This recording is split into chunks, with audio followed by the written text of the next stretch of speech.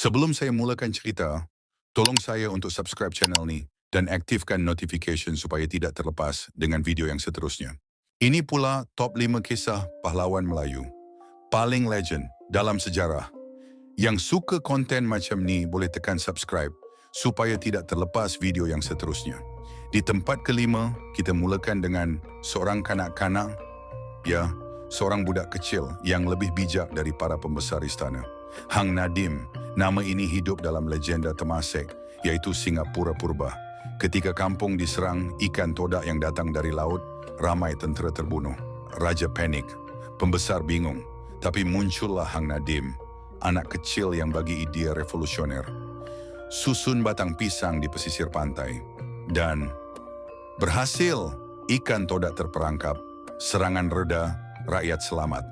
Tapi manusia, bila iri hati menguasai, kebaikan pun dibalas dengan racun. Para pembesar takut budak kecil ini jadi ancaman. Mereka hasut raja, dan akhirnya Hang Nadim dihukum mati, hanya kerana terlalu bijak. Kisah tragis ini mengingatkan kita, dalam sejarah Melayu, kecerdikan kadang-kadang dihukum sebelum sempat diangkat. Di tempat keempat, kita ke bumi Sarawak. Di tengah hutan Bukit Sado, seorang pahlawan Iban bangkit melawan kuasa penjajah. Namanya Rentap, bermaksud perampas atau penyambar. Rentap adalah mimpi ngeri bagi James Brooke.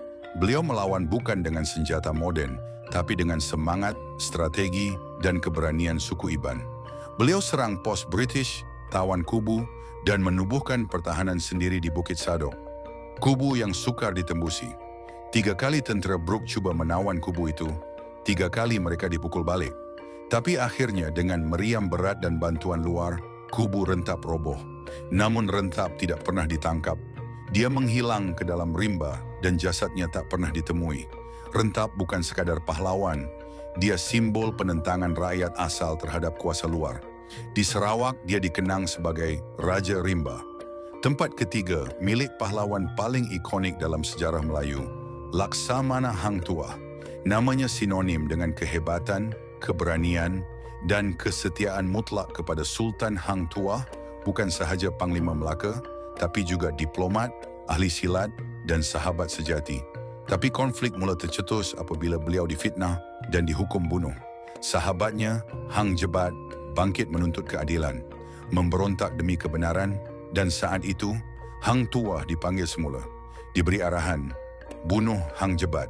2 sahabat bertarung hebat. Akhirnya, Jebat rebah di tangan Tuah. Ramai tanya, siapa yang betul?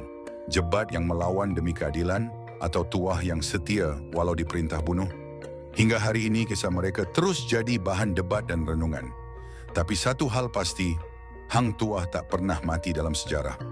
Nama dan semangatnya hidup dalam jiwa bangsa Melayu. Di tangga kedua, kita pergi ke Pasir Puteh, Kelantan.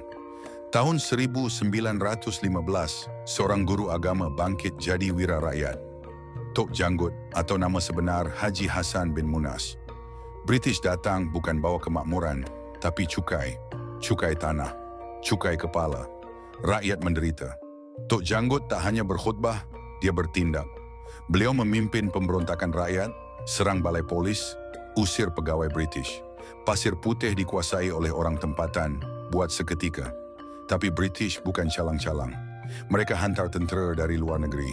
Dalam satu pertempuran, Tok Janggut gugur. Dan inilah bahagian paling menyedihkan. Jenazahnya dibawa ke Kota Baharu, digantung terbalik di padang terbuka selama beberapa hari. Sebagai amaran. Tapi yang mereka tak tahu, tubuh boleh dihina, tapi semangat takkan padam. Ada cerita yang mengatakan itu bukan mayat Tok Janggut. Dikatakan Tok Janggut juga menyembunyikan dirinya di tempat yang lain.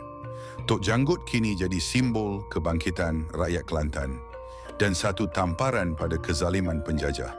Dan inilah pahlawan nombor 1. Tak lain tak bukan, Mat Kilau, pahlawan Pahang yang bukan saja berani menentang penjajah, tapi juga hidup semula selepas lebih 60 tahun dikatakan mati. Dilahirkan sekitar 1865, Mat Kilau adalah anak kepada Tok Gajah. Beliau tak tahan melihat negerinya diceroboh, rakyat diperas cukai. Bersama Tok Gajah dan Tok Bahaman, mereka melancarkan perang gerila terhadap British. Taktik mereka mengejutkan penjajah, serang hendap, sembunyi di hutan, pukul dan lari. British akhirnya umumkan Mat Kilau telah terbunuh. Tamat kisah? Tidak.